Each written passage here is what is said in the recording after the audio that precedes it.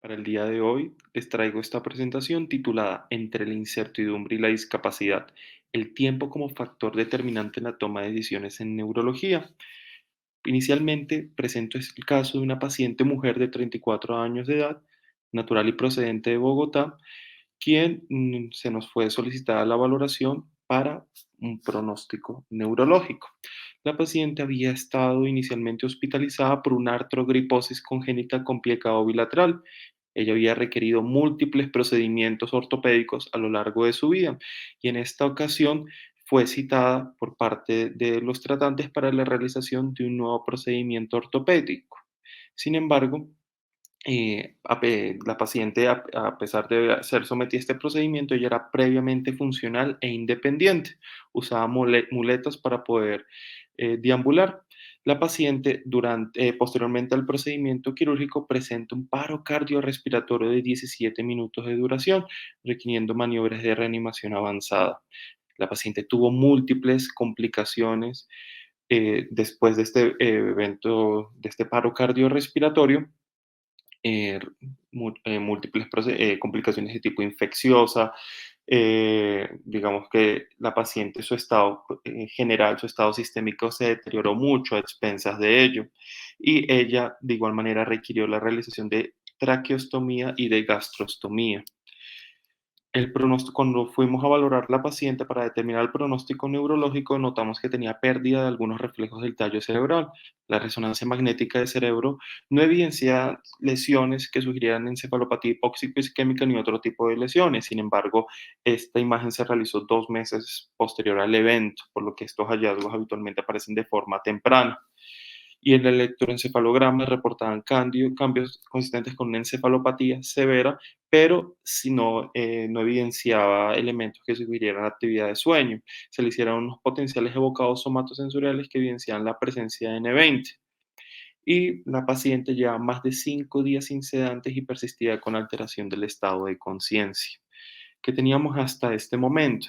Una paciente que estaba en un estado vegetativo persistente, y una de las preguntas que se suscitó en este determinado contexto es: ¿cuál es su pronóstico a mediano y largo plazo?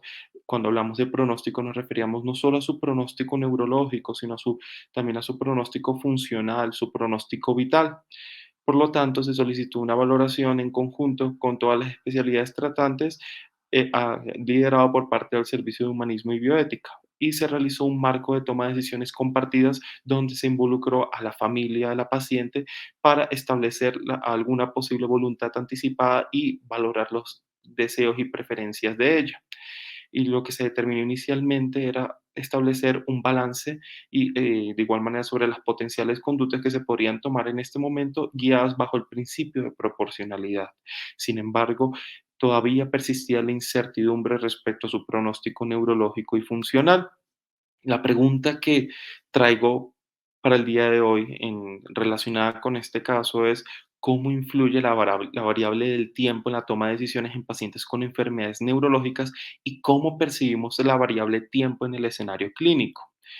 En el proceso, digamos, deliberativo, de evaluación, resolución y discusión del caso, se establecieron los deseos y preferencias de la paciente y la familia, dado que no había una voluntad anticipada descrita por parte de la paciente, probablemente porque era una paciente joven con unas mínimas limitantes, y ella relacionaba constantemente, manifestaban su padre y su hermano que era una persona muy optimista y deseaba continuar con su vida, tenía sueños y aspiraciones. Sin embargo, también se valoraron los factores que estaban en contra y a favor de su pronóstico. Inicialmente, pues era una paciente que tenía un estado crítico sistema neurológico. De igual manera había unos factores a favor, que era la presencia de algunos reflejos de tallo, así como los hallazgos reportados en los potenciales evocados somatosensoriales. Sin embargo, habían otros factores en contra, como la ausencia de actividad sueño en el electroencefalograma y la ausencia de respuesta clínica tras el retiro de los sedantes. Este tipo de elementos fueron claves para guiar el proceso de toma de decisiones. De igual manera, surgieron algunos aspectos algunos principios éticos que entraron en conflicto o en discusión, en particular en este caso. El primero, el principio de beneficencia médica, que nos establecía que la paciente estaba probablemente con una condición potencialmente reversible, entre comillas, y la paciente de igual manera no cumplía los criterios o para hablar de una condición de terminalidad, la no maleficencia, porque no se buscaba que este caso se cayera bajo algún tipo de encarnizamiento terapéutico o conductas desproporcionadas frente a un beneficio incierto. De igual manera, se tuvo en cuenta la voluntad anticipada y la autonomía de la paciente, así como de los cuidadores y la familia, para guiar todo el proceso de toma de decisiones. Por eso se hizo esta junta y se obtuvo las consideraciones relatadas por ellos. De igual manera, también entró en conflicto el principio de proporcionalidad, dado que se buscaba que el tratamiento de la paciente fuese proporcional, evaluando siempre el riesgo y el beneficio sobre cualquier tipo de decisión que se tomara y que esta misma modificara el curso natural de su enfermedad. De igual manera, la toma de decisiones y ética del cuidado, muy en relación con los principios citados por Carol Gilligan, Emmanuel Levinas, Catriona Mackenzie, que nos hablan de que el proceso de toma de decisiones siempre debe estar acompañado por parte de la familia, los cuidadores principales, para poder establecer las preferencias y que estos sirvan como elementos claves en general en la toma de decisiones. Y de igual manera mantener la confianza con los familiares, los cuidadores, y sin generar ningún tipo de relación disruptiva. También se tuvo en consideración los valores o los principios de discapacidad, incertidumbre y ambigüedad, dado que la paciente se encontraba en estado vegetativo y su pronóstico neurológico era incierto a partir de este punto. Y se plantearon algunas preguntas, como si retirar o no el soporte vital de esta paciente, de igual manera hasta qué punto es prudente esperar una respuesta clínica de parte de la paciente. Y este tipo esta última pregunta en particular genera mucha incertidumbre en este tipo de pacientes. ¿Hasta qué punto vamos a esperar que esta paciente nos dé elementos para poder guiar el proceso de toma de decisiones, plantear las diferentes opciones o alternativas terapéuticas? Y esto genera mucha frustración y ansiedad, no solamente al equipo médico, sino también a la familia y los cuidadores. Por lo tanto, otro de los puntos claves que entraron en discusión fueron sobre el tiempo biológico y el tiempo psicológico. El tiempo biológico hace referencia principalmente a el estado deliberativo o, digamos, plantear el posible tiempo que puedan ocurrir en el cuerpo del paciente, de la persona, las diferentes opciones o alternativas terapéuticas que uno plantee sobre ella, y de igual manera el tiempo que se toma el organismo en responder sobre cada una de ellas. Y el tiempo psicológico entendido como todo este tipo de elementos o decisiones deliberativas, predeliberativas que uno plantea digamos, en un esquema de lo mental, para poder establecer si uno introduce algún tipo de opción terapéutica, cuánto tiempo se va a demorar en responder en el cuerpo de la paciente, o digamos, para poder establecer pronósticos de tipo funcional o neurológico, se plantean en el campo de lo mental eh, duraciones, digamos, estimables, ¿sí? O hipotéticas, para así de igual manera poder predecir eh, algún tipo de desenlace clínico.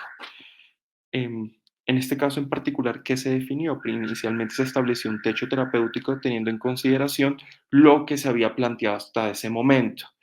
Es decir, el techo terapéutico era lo que se estaba haciendo en ese momento en particular y no se iba a avanzar a algo adicional. La paciente tenía un alto riesgo de desenlaces desfavorables a corto plazo, y si la paciente presentaba nuevamente un paro cardiorrespiratorio, no se iban a realizar maniobras avanzadas de reanimación. Y de igual manera se evitó caer en un manejo desproporcionado y buscando un equilibrio entre los principios de beneficencia, no maleficencia y autonomía. La paciente posteriormente se pudo retirar el requerimiento de vasopresores, de medicamentos que le daban algún tipo de soporte hemodinámico sistémico, y se remitió a una unidad de cuidado crónico. Sin embargo, la paciente falleció un mes después de esto. Aquí, ¿cuáles son los aspectos bioéticos que entran en discusión? El primero de ellos es que debemos tomar una decisión frente a los diferentes dilemas morales que enfrentamos en nuestra práctica diaria. Y como muy bien saben, un dilema moral es aquello que se nos presenta cuando hay dos o más alternativas o decisiones que se puedan tomar favorables o aceptables en plano de lo moral y se debe decidir sobre alguna de ellas, considerando bajo un esquema o una escala de valores cuál puede ser el mejor para este caso muy situado en un contexto particular. Y como agentes tenemos esa capacidad para tomar decisiones siempre teniendo en consideración bajo un cuerpo de conocimientos, una escala de valores. A partir de ello debemos tomar la decisión, la mejor decisión en un determinado momento. Y esa decisión muchas veces es inmediata, porque en otros escenarios tenemos tiempo para hacer procesos deliberativos y elegir la mejor opción o la mejor decisión para un caso en particular y inclusive podemos esperar a tener todos los elementos necesarios para tomar la decisión. Sin embargo, esto no ocurre siempre y muchas veces debemos tomar la decisión. El tiempo nos exige actuar, tomar una decisión y establecer jerarquías. De igual manera, nunca olvidar el reconocimiento de la empatía, desde la empatía del otro, del vulnerable, muy situado desde, como les comenté, la ética de la alteridad de Manuel Levinas, motivar diálogos e intercambio de valores y siempre introducir la perspectiva tanto de los cuidadores como de la familia y del equipo médico para este proceso deliberativo. De igual manera, ¿cómo podemos establecer la variable tiempo en nuestra práctica diaria? Por ejemplo, en los procesos de salud y enfermedad, ¿cuánto tiempo se demora o se instaura una enfermedad en particular y sus efectos sobre el cuerpo? Establecer de igual manera la duración de los tratamientos frente a una enfermedad, así como los efectos de los tratamientos o de la enfermedad, el tiempo entre haber tomado una decisión y experimentar las consecuencias de la misma y cómo esto podrá afectar la experiencia de la persona, la perspectiva temporal de quienes toman las decisiones, ejemplo, el paciente y el cuidador, y la duración del proceso de toma de decisiones, como anteriormente les comenté. Sin embargo, no siempre la decisión que se toma es la correcta para todos, pero es probable que sea la más acertada en un determinado contexto. Por lo tanto, la dimensión temporal de las decisiones es muy amplia y muy heterogénea y entran en colisión múltiples factores previsibles o no previsibles y siempre estos deben estar en consideración sobre nuestros procesos de toma de decisiones en general. Y de igual manera hay algunos denominadores que debemos tener en consideración, como les comenté, y es introducir siempre en el proceso de toma de decisiones a los cuidadores, a la familia, y evitar cualquier tipo de encarnizamiento terapéutico.